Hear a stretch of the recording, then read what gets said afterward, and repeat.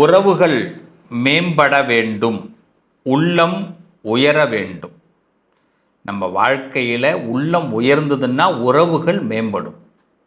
நமக்கு ஏன் நிறைய நேரங்களில் உறவுகள் சரியாக அமையலை அப்படின்னா, எதிர்பாராமல் ஏற்படக்கூடிய சில விரிசல்கள். என்றைக்குமே நம்ம போடுற பிளான் சில நேரங்களில் தாறுமாறாக போயிடும். இதுக்கு யாரும் காரணம் இல்லை.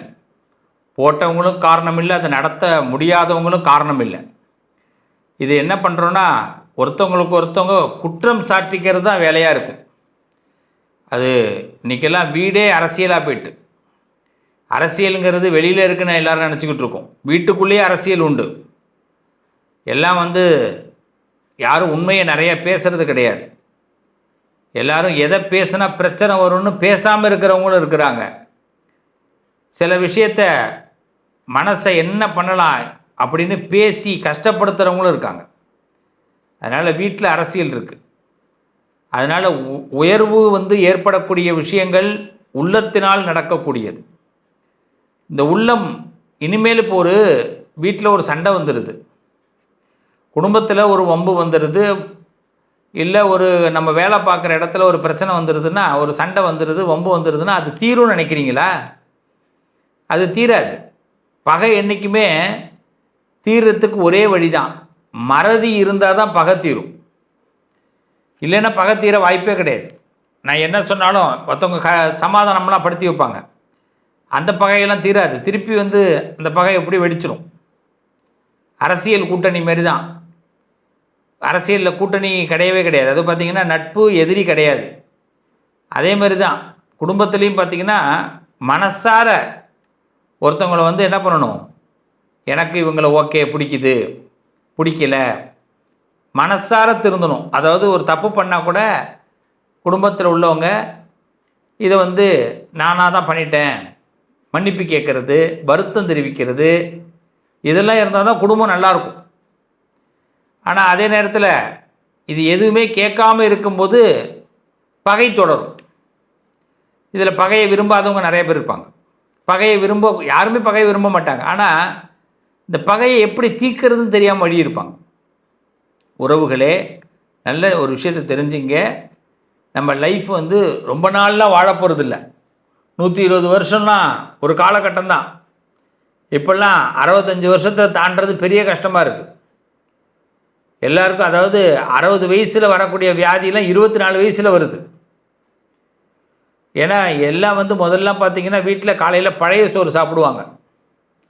மத்தியானத்தில் பார்த்திங்கன்னா வீட்டு சாப்பாடை தவிர ஹோட்டலுக்கு போகிறது ரொம்ப ரேரு. படத்துக்கு தேட்டருக்கு போனால் ஹோட்டலுக்கு போவாங்க. ஹோட்டல்லாம் வெறிச்சோடி தான் இருக்கும். இப்போல்லாம் எனி டைம் ஹோட்டல் பிஸி. நம்ம லைஃப்பில் என்ன ஆகும், நம்ம என்ன பண்ணுறோம், அதனால் உணவுகளுக்கு அடிமையாயிட்டோம், நாக்கு ருசிக்கு அடிமையாயிட்டோம். வேலைகள் பார்க்குறது ரொம்ப கம்மி பண்ணியாச்சு. எல்லாருமே அலுப்பு தட்ட ஆரம்பிச்சிடுச்சு.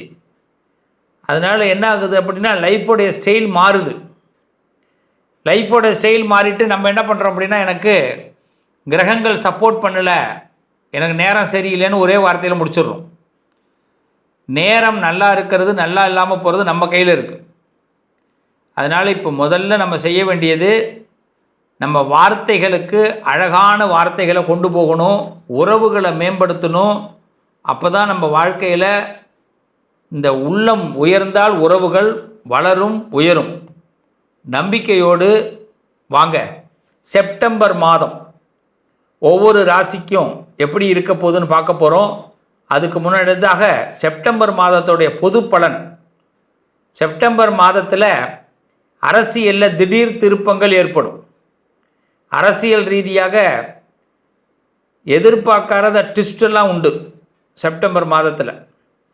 அதே மாதிரி ஆன்மீகத்தில் ஒரு புது வரலாறு கிடைக்கும். அதே மாதிரி நம்ம இயற்கை சீற்றங்கள், வட மாநிலங்களில் இயற்கை சீற்றங்கள் கொஞ்சம் சிரமப்படுத்தும். எல்லாரும் கொஞ்சம் அலர்ட்டாக இருங்க. அதே மாதிரி இந்த செப்டம்பர் மாதத்தை பொறுத்தவரை வெளிநாடுகள், சில இடங்களில் பார்த்திங்கன்னா தீ சம்பந்தப்பட்ட பிரச்சனைகள் ஏற்படும். மக்களுக்கு ஒரு சுகமான நேரமா அப்படின்னு கேட்டால் பெருத்த அளவு மக்களை பாதிக்காது. மக்கள் இல்லாத இடங்களில் இந்த பஞ்சபூதங்கள் ஒரு விளையாட்டை விளையாட இப்போ பிளான் பண்ணுது. ஸோ மக்கள் இல்லாத இடங்களுக்கு நாம் பயணம் பண்ணுறதை இப்போ கம்மி பண்ணிக்கணும். ஆமாம், அதனால் பஞ்சபூத விளையாட்டு கொஞ்சம் செப்டம்பரில் கொஞ்சம் கடுமையாக இருக்கும். மலை சார்ந்த பகுதிகள், யாரும் இல்லைன்னு நினச்சிட்டு எங்கேயாவது போகிறது, இரவு பயணங்களை கொஞ்சம் தவிர்த்துக்கிறது, இதெல்லாம் நல்லது. இதை மட்டும் செப்டம்பர் மாதத்தில் பொதுவாக எல்லாரும் எடுத்துக்கங்க. உணவு பழக்க வழக்கங்களில் புதிய கட்டுப்பாடுகளை கொண்டு வந்தால் நல்லது. நிதி பரிவர்த்தனைகளில் கொஞ்சம் புதிய கட்டுப்பாடுகளை கவர்மெண்ட்டே கொண்டு வரும். அதனால் நிதி பரிவர்த்தனைகளில் கொஞ்சம் எல்லோரும் கவனமாக இருக்கிறது நல்லது. முக்கியமாக பார்த்திங்கன்னா எல்லாருமே இந்த இன்கம் டேக்ஸ் சம்மந்தமான விஷயங்களில் எச்சரிக்கையாக இருப்பதும், சரியாக டேக்ஸ் சம்மந்தப்பட்ட விஷயங்களை ஹேண்டில் பண்ணுறதும் நல்லது. சட்டத்திற்கு உட்பட்டு நம்ம செயல்படுவது இந்த செப்டம்பரில் எல்லாருக்கும் சிறப்பாக இருக்கும். இப்போ ஒவ்வொரு ராசிக்கும் பொது பலன் பார்க்க போகிறோம். இந்த ராசி பலன் நிகழ்ச்சியை பொறுத்த வரைக்கும் இது ஒரு சாதாரண விஷயமாக நினச்சிக்கக்கூடாது. இது நம்ம தலையெழுத்தை நம்மளே மாற்றுறதுக்கு ஒரு வாய்ப்பு இருக்குது. இந்த வாய்ப்பை பயன்படுத்தி வாங்க பார்ப்போம். விருச்சக ராசிக்காரர்களுக்கு மற்றவங்க விருப்பத்தை நம்ம ஏற்றுக்கிறத விட நம்ம விருப்பத்தை இன்னொருத்தவங்க மேலே திணிக்கணும். அதில் ரொம்ப ஒரு தெளிவாக இருங்க. நம்ம என்ன நினைக்கிறோம் அப்படின்னு ஊசி ஏற்றுற மாதிரி ஏற்றணும். அதுதான் இந்த மாதத்தோட டாஸ்க்கு. சும்மா விட்டுறக்கூடாது. அப்படி இல்லைன்னா உங்கள் ஆசைகள் நிறைவேறாமல் போடும். நல்லா புரிஞ்சுங்க. 10 ரூபா செலவு பண்ணுற இடத்துல 50 ரூபா செலவு பண்ணுற மாதிரி ஆகிடும். 10 ரூபாயில் முடிகிற காரியம் ஊரில் உள்ளவங்க, தெரிஞ்சவங்க, வீட்டில் உள்ளவங்களெல்லாம் வச்சு பேசுனீங்கன்னா இழுத்து விட்டு போயிடுவாங்க. சின்ன விஷயத்தை பெருசாக ஊதி பலூன் மாரி ஊதி கடைசியில் வெடிச்சிட்டு போயிடுவாங்க. நட்டம் யாருக்கு? விருச்சிக ராசிக்கு. இப்போ என்ன பண்ணணும்? நம்ம தான் பிளான் பண்ணணும். அப்போ தேவையற்ற முதலீடுகளை தவிர்க்கவும் ஃபஸ்ட்டு விஷயம். ஆசை வார்த்தை காட்டுறவங்கள்ட்டெல்லாம் பார்த்து பேசணும். 2. 3வது, வீட்டில் நீங்கள் எடுக்கிற முடிவு, நீங்கள் பிடிச்ச முடிவு நீங்கள் எடுங்க. இன்னொருத்தவங்களை வச்சு முடிவு எடுக்க வேண்டிய இந்த மாதத்தில் எடுத்தீங்கன்னா அதில் நீங்கள் நட்டம் அடைவீங்க. ஷேர் மார்க்கெட்டு இது மாதிரி ஏதாவது டபுள் ஆக்கிறது, ட்ரிபிள் ஆக்கிறது இந்த மாதத்துலாம் வேண்டாம், தூக்கி தள்ளி வைங்க. அப்படியே பண்ணுறதா இருந்தால் சிம்பிளாக பண்ணுங்கள். உங்களால் உங்களுக்கே தெரியும். அதாவது கண்ணுக்கு தெரிஞ்சு இந்த இடத்துல நல்லா இருக்குன்னு தெரியும். நம்மளே அடுத்தது ட்ரை பண்ணி பார்ப்போம். அந்த ட்ரை வேண்டாம், இது நமக்கு ஆபத்து. நோ ட்ரை, அது ட்ரையாக போடும். புரியுதுங்களா? No dry. சில பேர் பிஸ்னஸ் ஆரம்பிக்க போகிறேன்னு சொல்லுவாங்க. அதை பண்ண போகிறேன், இதை பண்ண போகிறேன், அதெல்லாம் ஒன்றும் வேணாம். சும்மா இருங்க. பிஸ்னஸ்லாம் இப்போ ஆரம்பித்து பணம் போயிடும், வேஸ்ட்டு. நீங்கள் என்ன பிஸ்னஸ், என்ன தெளிவாக பிஸ்னஸ் ஐடியாவே தெரிஞ்சு வச்சுருந்தாலும் பணம் லாஸு. அதனால் இந்த மாதம் பிஸ்னஸ்லாம் ஆரம்பிக்கிறத பற்றிலாம் ஐடியாவே பண்ணாதீங்க. பணத்தை சேவ் பண்ணிங்க, தள்ளி போடுங்க. பிறகு நம்ம என்ன உயிரோடு இருக்க போகிறோம், நல்லா இருக்க போகிறோம். அதனால் தள்ளி போடுறதுனால ஒன்றும் பிரச்சனை இல்லை. நான் இப்போ செப்டம்பரை விடுங்க, அடுத்தது அக்டோபர் நவம்பரில் ஆரம்பிப்போம், இல்லை பிப்ரவரியில் ஆரம்பிப்போம். அவ்வளோதான். செப்டம்பர்லேயே எல்லாம் பண்ணணும், அப்படி யோசிங்க. சரிங்களா? மனம் விட்டு சில பேர்கிட்ட பேசுங்க. உங்களுக்கு பிடிச்ச மனிதர்கள், லவ்வர்ஸ், காதல், பெற்றோர்கள், அதிகாரிகள், யார்கிட்டயாவது பேசணுன்னா மனம் விட்டு பேசுங்க. சார் நான் இதான் சார் நினைக்கிறேன், இதான் என் மனசு சார், அப்படி சொல்லுங்களேன். ரொம்ப ஈஸியாக ஒரு என்னமே என்னையாது பிரச்சனையெல்லாம் முடிஞ்சு போச்சு. இது காம்ப்ரமைஸ் ஆகிறது கிடையாது. நம்ம இப்போ என்ன உண்மையே பேசுகிறோம். சில பேர்ட்டு மனம் விட்டு அதை விட்டுட்டு பேசாமல் எதையாவது மூடி மறைச்சி பேசி பிரச்சனையை 1க்கு 2 ஆக்கிக்காதீங்க. ஏன்னா இந்த மாதத்தை பொறுத்த வரைக்கும் தேவையற்ற முதலீடுகளை தவிர்க்கும் போது, வீட்டில் சில தேவையில்லாத செலவுகளை தவிர்க்கும் போது வீட்டில் உள்ளவங்களுக்கும் உங்களுக்கு பகை ஏற்படும். அதை நீங்கள் புரிய வைக்கணும். இல்லைம்மா, இந்த காசு இப்படி செலவு பண்ணால் வீணாயிடும், எனக்கே வரது இவ்வளோ காசு தான் வருது அப்படின்னு எடுத்து சொல்லுங்கள். பெண்களாக இருந்தாலும் அதே தான். நீங்கள் ஏதாவது ஒரு முடிவு எடுக்கிறீங்கன்னா அது உங்கள் வீட்டுக்காரங்கள்ட்ட எடுத்து சொல்லுங்கள், பிள்ளைங்களுக்கு எடுத்து சொல்லுங்கள். அவங்க சொல்கிறதுக்கெல்லாம் ஓகே ஓகே ஓகே ஓகே அப்படின்னு ஓகே பண்ணிகிட்டே இருந்தோம்னா கடைசியில் ஒன்றும் இல்லை, நில் பேலன்ஸு நில் அப்படின்னு வரும். 0 0 0 0ன்னு வரும்போது அவங்களாம் என்ன பண்ணுவாங்க? உங்களை திட்ட ஆரம்பிச்சிடுவாங்க. என்ன நீ என்ன அப்பாவாக இருக்கிற, என்ன அம்மாவாக இருக்கிற, என்ன நீ இப்படி வந்துடுவாங்க வாழ்க்கைக்குள்ளே. எல்லாருக்கும் உள்ளது தான். இருக்கிற வரைக்கும் தான் உலகம் மதிக்கும், இல்லைன்னா ஒரு பயிலும் மதிக்க மாட்டான். நல்லா தெரிஞ்சுங்க. பணங்காசு இருக்கணும், உயிர் இருக்கிற வரைக்கும் தான் நமக்கு மரியாதை. இவ்வளோ தெளிவாக ஆண்டவன் கொடுக்குறான். இதை மீறி என்னங்க இருக்க போகுது? நமக்கு இப்போ நல்லா கவனிச்சு பாருங்கள். யாராவது ஒருத்தவங்க வீட்டில் ஒரு பெரிய விஐபி இறந்து போயிடுறாரு, என்ன சொல்லுவாங்க?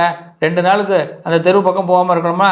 3ஆம் நாள் என்னங்க என்ன எடுக்கலை சொல்லுவாங்களா, சொல்ல மாட்டாங்களா? பெரிய விஐபியாகவே இருந்தாலே என்னங்க ஒரு டிராஃபிக் ஜாமாக இருக்குது, என்னங்க 3 நாள் ஆகிட்டு என்ன எடுக்கலை சொல்லுவாங்களா, சொல்ல மாட்டாங்களா? அவ்வளோதான். அதெல்லாம் மனுஷன்னா அவ்வளோ. அதே மாதிரி தாங்க எல்லா விஷயமும். பணம் இருந்தால், நமக்கு உயிர் இருந்தால் எல்லாமே இருந்தால். ஒன்று இல்லைங்க, என்கிட்ட எதுவும் இல்லை, நான் இப்போ ரொம்ப ஞானி போல் இருக்கிறேங்க அப்படின்னா ஒருத்தனும் உங்கள் பக்கம் இருக்க மாட்டான். நல்லா தெரிஞ்சுங்க. அப்போ வந்து விருச்சிக ராசிக்காரவங்களுக்கு இப்போ போட்டிகளை சமாளிக்கக்கூடிய நேரம். அதுவும் தொழிலில் இருக்கிறவங்க ரொம்ப போட்டிகளை சமாளிக்கணும். அதுக்கு பயந்துடாதீங்க. என்னப்பா இந்த போட்டி வருது அந்த போட்டி. திருவண்ணாமலை அருணாச்சலேஸ்வரரை பிரார்த்தனை பண்ணுங்கள். திருவண்ணாமலை அண்ணாமலையாரை பிரார்த்தனை பண்ணிங்க, பிரார்த்தனை பண்ணுங்கள். ஆமாம், உடனே கோயிலுக்கு கிளம்பி போகணுன்னா சொல்லலை. ஆமாம், இப்போல்லாம் எல்லா கோயிலுக்கும் போக முடியல, ஒரு கூட்டம் தான் இருக்குது. ஆமாம், முதல்ல வந்து நம்ம கோயில்கள்லாம் இப்போ எல்லோரும் கோயிலுக்கு கூட்டம் கூட்டம் கூட்டம், சாமி பார்க்கலாம் முடியாது இல்லையா, ரொம்ப கஷ்டப்படுறோம்ல. அதனால் என்ன, முதல்ல வீட்டிலேருந்தே சாமி கும்பிடுங்க. உங்கள் ஊரில் சிவாலயத்துக்கு போய் சிவனை கும்பிடுங்க. அங்கே அண்ணாமலையாரை நினைங்க, அங்கே தெரிவார் அண்ணாமலையார்.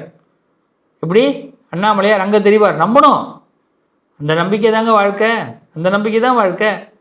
அதனால் அருணாச்சலேஸ்வரர் அண்ணாமலையாரை நம்புங்க. உங்கள் ஊர் சிவாலயத்தை தரிசனம் பண்ணுங்கள், போட்டிகளை சமாளிக்க முடியும். திருஷ்டி சுற்றி போடுங்க. ஏன்னா விருச்சிக ராசிக்காரவங்களுக்கு திருஷ்டி அதிகமாக இந்த மாதத்தில் ஏற்படும். அதனால் அடிக்கடி திருஷ்டிகள் சுற்றி போடுங்க, நல்லது. கொஞ்சம் கோபத்தை கட்டுப்படுத்திங்க. குடும்பத்தில் உள்ளவங்களை பார்த்தாலே கோபம் வரும். ஏன்னா அவங்க பண்ணுறது அப்படி தான். செலவை இழுத்து விடும்போது நமக்கு கடுப்பாகும். நம்மளை ஏதாவது வந்து நமக்கு பணத்தை பற்றி பேசும்போது நமக்கு கடுப்பாகும். இது வெளியில் காட்டிக்க முடியாது மனுஷன். அதை நான் முதல்ல சொன்னது தான், இருக்கும் வரை எல்லாரும் பேசுவாங்க, இல்லாத போது அவ்வளோதான். அதனால் வந்து கோபம் அதிகமாக வரும். இந்த கோபத்தை இந்த மாதம் கொஞ்சம் கண்ட்ரோல் பண்ணிங்க விருச்சிக ராசிக்காரர்கள். இந்த கோபம் வந்து நமக்கு பேசுகிறதுனால என்ன சொல்லுவாங்க, ஒரு வார்த்தை கூட சொல்லியிருக்காங்க, பேசுகிற வார்த்தைக்கு வந்து ஆயுசு அதிகம் இல்லையா. அது வந்து எதுவும் வந்து கோபத்துக்கு ஆயுசு அதிகம், அதில் வர வார்த்தைக்கு இன்னும் ஆயுசு அதிகம். எவனும் மறக்க மாட்டான், அதையே சொல்லி காட்டுவான். நீ என்றைக்கு பேசுன தெரியுமா, அன்றைக்கி எப்படி வாயை விட்ட தெரியுமா, அன்றைக்கி என்ன பேசுன தெரியுமா அப்படின்வான். அதுக்கு முன்னாடி இவங்க 1000 பேசியிருப்பாங்க. இதெல்லாம் நம்ம கணக்கிலே வராது. ஆனால் இது மாதிரி தான் நம்ம நம்மளாக போய் மாட்டிக்கணும். அதனால் வந்து இந்த கோபத்தை கட்டுப்படுத்திங்க. முருகனை நிறைய வழிபாடு பண்ணுங்கள். செவ்வாய்க்கிழமை உப்பு இல்லாமல் சாப்பிடுங்க. செருப்பு போடாதீங்க. இந்த மாதத்தில் செருப்பு அவாய்ட் பண்ணிங்க. செப்பல் போடுறதை கம்மி பண்ணிங்க. இந்த ஆஃபீஸ்லாம் போகிறவங்க வேறு வழி கிடையாது, போட்டு தான் ஆகணும்.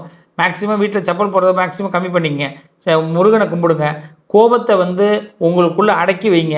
அப்போ தான் நீங்கள் உங்களுக்கு புரிய வரும். அப்போ தான் என்ன ஆகும்னா எல்லா விஷயங்களையும் உங்களுக்கு சக்ஸஸ் உண்டாகும்.